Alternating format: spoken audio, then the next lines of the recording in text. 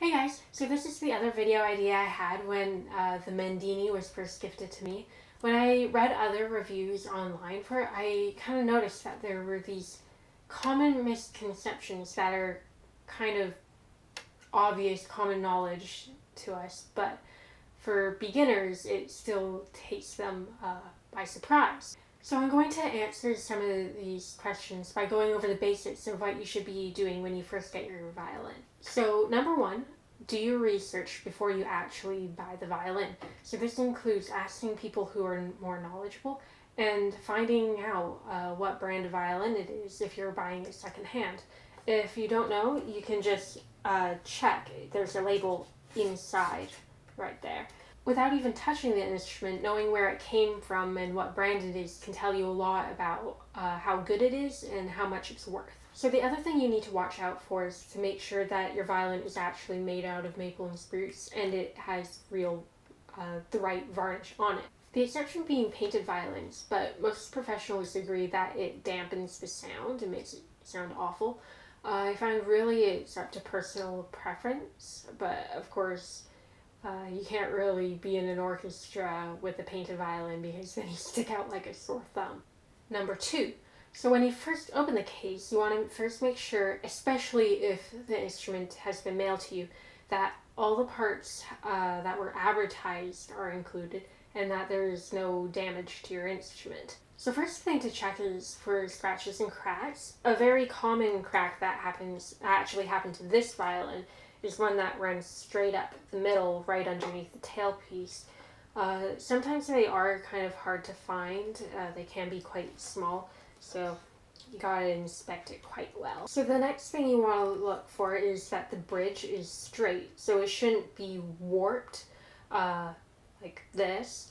It shouldn't be tilted, but if it's tilted, it's really easy to just pinch it and put it back into place.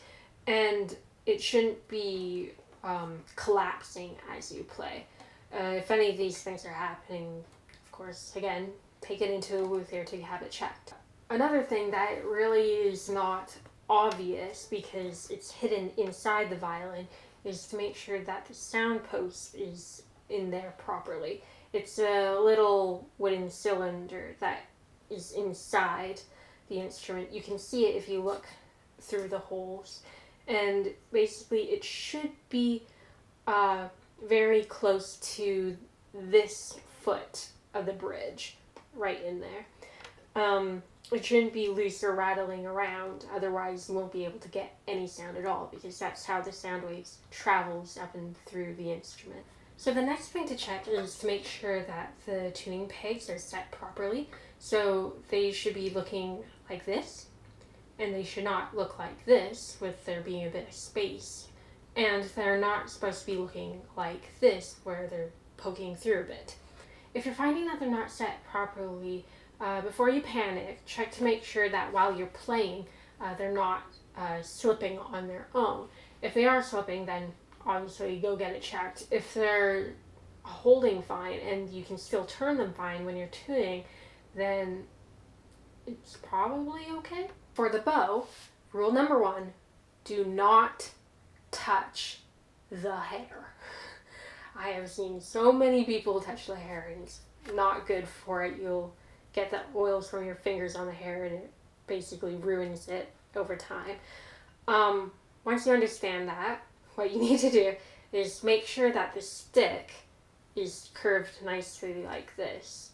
This is a carbon fiber bow, so obviously it's fine, but wood bows you need to check. After that, you need to check that the screw can twist and tighten and loosen nicely. So when you're tightening it, the hair is actually tightening. It's not like just staying as is as you're cranking it or it's being stuck. So if there are any broken hairs like this, don't panic. That's normal.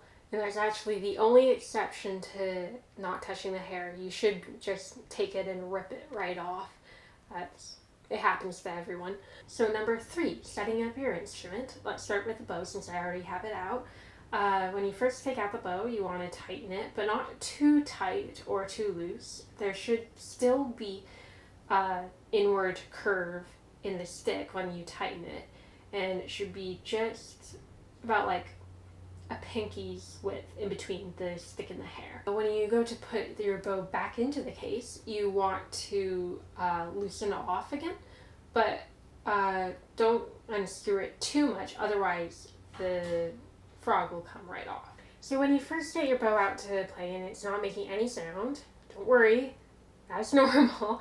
What it means is that there's no rosin on your bow hair. If you have a brand new rosin, which this one obviously isn't, sometimes it can take a little while to get started, like you have to really work at it.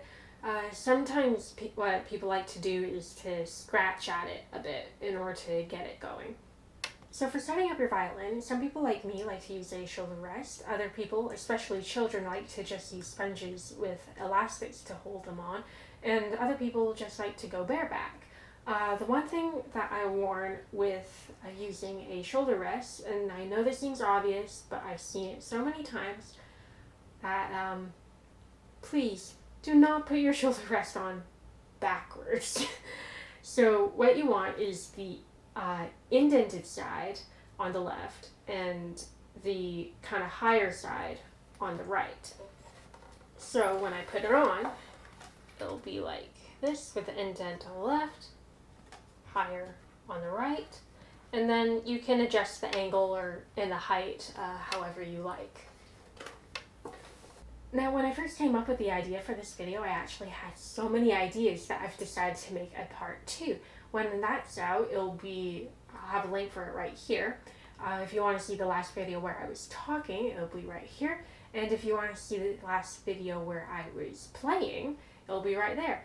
And if you liked this video, do what every other YouTuber asks you to do and click this thing.